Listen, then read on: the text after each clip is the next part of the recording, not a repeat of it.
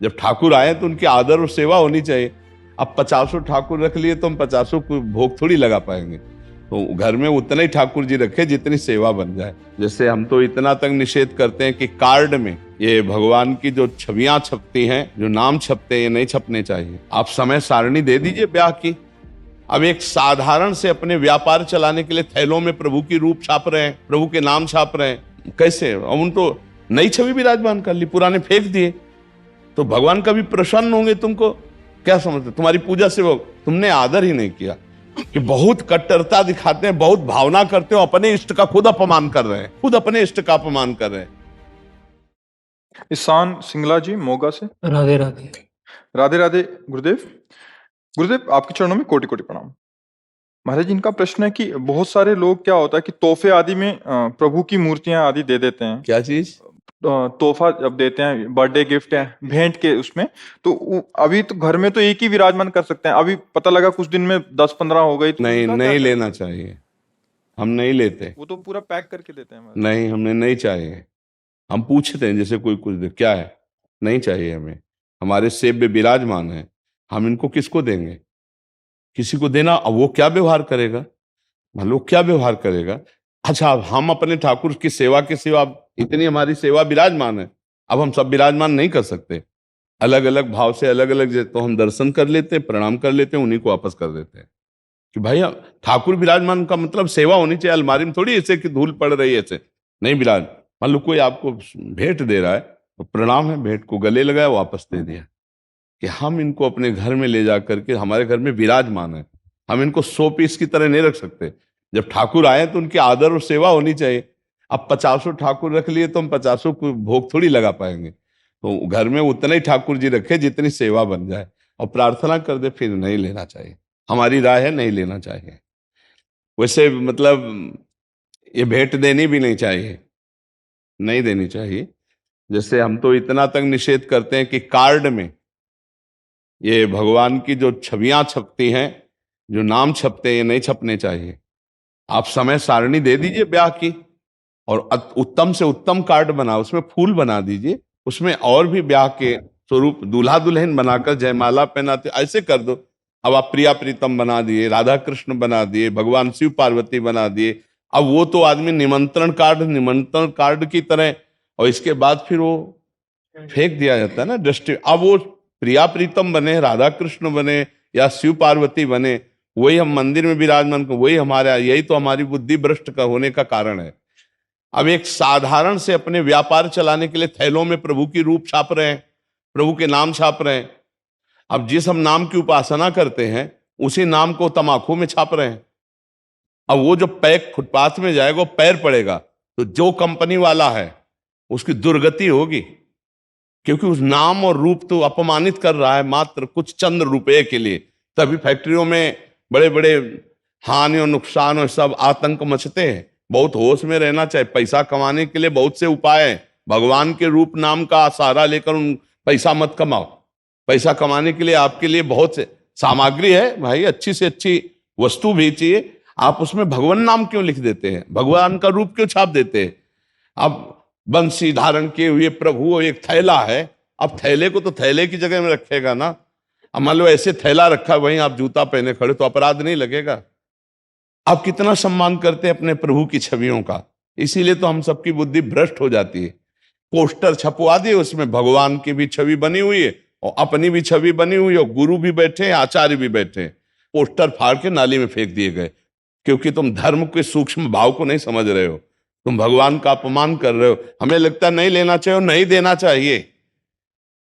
ऐसे थोड़ी कि भेंट में आप सबको प्रभु बांट रहे हैं, प्रभु के थैले बांट रहे हैं, वो भेंट को तरह लेगा, वो कोई भगवान मान के लेगा? हाँ, जिसकी श्रद्धा है तो जाओ, आप भेंट दो, जाके खरीदो जाके, और फिर लाओ और पद्धति से विराजमान करके उनकी सेवा करो। वो बात तो ठीक है। खिलवाड़ में भेंट देना थोड़ी है। ना भेंट देना चाहिए, ना भेंट लेना चाहिए प्रभु के रूपों की।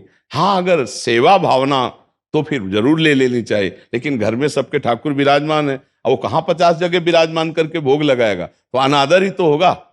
अपने यहां देखो कितने स्वार्थी हैं। पूजा का समय आया तो गणेश लक्ष्मी जी खरीद लाए, पूजा की उनकी, इसके बाद कहां रहते हैं जानते हो?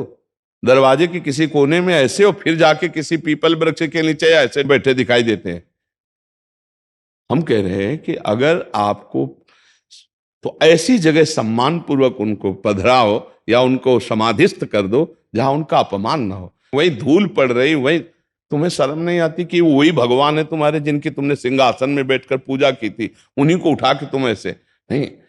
अगर उत्सव मना लिया तो फिर उनको समाधिस्थ या जल में समाधिस्थ कर दो या जल के आसपास पवित्र देश में गड्ढा करके और पुष्प आदि डाल करके समाधिस्थ कर दो, ऊपर से लेप कर दो। अपने इष्ट का सम्मान करना तो सीखे। ऐसे थोड़ी कि जितनी मन आई उतनी छवियां टांग ली, और जब मन आया छवि। एक हम जा रहे थे तो एक जगह मार्ग में इतने सुंदर प्रभु की छवि पड़ी थी, शीशा टूटा हुआ ऐसे उठाया, छाती से लगाया, फिर जाकर के उनको तो अब ये भाव तो कैसे, अब उन तो नई छवि विराजमान कर ली, पुराने फेंक दिए, तो भगवान कभी प्रसन्न होंगे तुमको? क्या समझते, तुम्हारी पूजा से वो तुमने आदर ही नहीं किया। एक बार राधा बाबा गीता वाटिका में, तो यहाँ से वो घनश्याम ठाकुर गए हुए थे, बहुत बड़े महान संत भी हुए, और रास करने में ठाकुर जी बनते थे, इसलिए उनको ठाकुर जी का वो ऐसे अंगुली से लिख दिया ऐसे राधा रज में। बाबा वहां से निकले और बोले ठाकुर तुम्हारे, अब इस पर किसी का पैर पड़ेगा तो सारे पुण्य नष्ट हो जाएंगे। बाबा बैठ के पूरी रज झाड़ झाड़ के ऐसे कर और फिर तुलसी के घेरा में डाला, जहां बोले भूल कर भी जमीन में न रखना। देखो संत जन कितनी महिमा जानते हैं नाम की। अब वही नाम छपे हुए हैं, कितने ऐसे थैले, कितने ऐसी सामग्रियां जिनमें भगवान नाम छपे हुए हैं। अब वो सब ऐसे कैसे, यही हम देखते हैं फाड़ करके नालियों में फेंक दिए जाते हैं भगवान के नाम, भगवान के रूप। ये सब अपराध है, ऐसा नहीं करना चाहिए, क्योंकि ऐसे करने से बुद्धि भ्रष्ट हो जाती, सुंदर भक्ति नहीं आती। भक्ति के लिए उचित है कि जो हम विराजमान करें उनकी आराधना करें।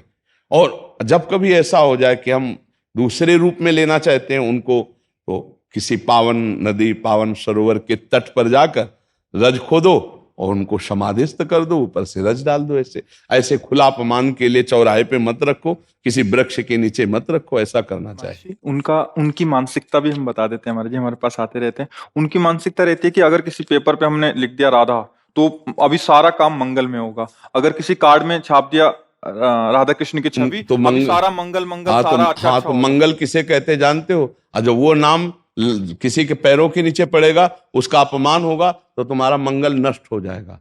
जबान पे लिखो नाम राधा, हृदय पे ध्यान करो राधा, दिमाग में रखो राधा।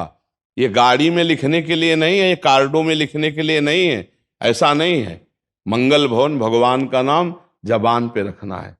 नाम जी है जप जागे जोगी, जबान पे रखना है, हृदय पे धारण करना है। प्रविश नगर कीजय सब काजा और हृदय राख कौशलपुर, यह मंगल होता है। हृदय में तुम व्यभिचार और गंदी बातें रखो, कार्ड में लिख दो नाम, तो इससे मंगल होने वाला, घोर अमंगल हो जाएगा। हृदय पे नाम रखो, हृदय से नाम का आदर करो। ये सब अज्ञानी जन जानते नहीं है, इससे मंगल होने वाला नहीं है। और मनमानी करके देख लो किसका मंगल हो रहा है। मनमानी करके देखो, जो गुरुमुख है, जो संत आज्ञा पे, उसी का मंगल है। जो मनमानी आचरण करेगा कभी मंगल नहीं हो सकता। जिस नाम को हम सिंहासन में विराजमान करके भोग लगाते हैं, आरती करते हैं, चरणामृत पीते हैं, वही नाम अगर गाड़ी में लिख दिया, वही नाम आपने कार्डों में लिख दिया, क्या दशा होती है? आप विचार करके देखो। तो ये सब अज्ञानी जन है, मनमानी आचरण। हमारे धर्म में यही बड़ी बात है कि बहुत कट्टरता दिखाते हैं, बहुत भावना करते हो, अपने इष्ट का खुद अपमान कर रहे हैं, खुद अपने इष्ट का अपमान कर रहे हैं। श्री कृष्ण हमारे गुरु हैं, आचार्य हैं, हमारे प्रभु हैं, कहां ऐसा सम्मान हो रहा है? तो हम लोग खुद अपने धर्म की हानि कर रहे हैं और धर्म की आड़ से अपनी वासनाओं की पूर्ति कर रहे हैं। इसीलिए हमारे अंदर धर्म का प्रभाव प्रकाशित नहीं हो रहा। वो सोच रहे मंगल हो रहे, ऐसे मंगल नहीं होता है। मंगल होता है तस्मात् शास्त्रम प्रमाणम ते, कार्याकार्यो व्यवस्थित हो। कार्य और अकार्य की व्यवस्था शास्त्र प्रमाणित होनी चाहिए। ऐसा मनमानी आचरण हो रहे हैं, किनको समझाए? अर्थ की प्रधानता रखने वालों की बुद्धि भ्रष्ट हो जाती है, धर्म की प्रधानता रखने वाले की बुद्धि शुद्ध होती है। अब ये सब काम अर्थ की प्रधानता के लिए हो रहे हैं।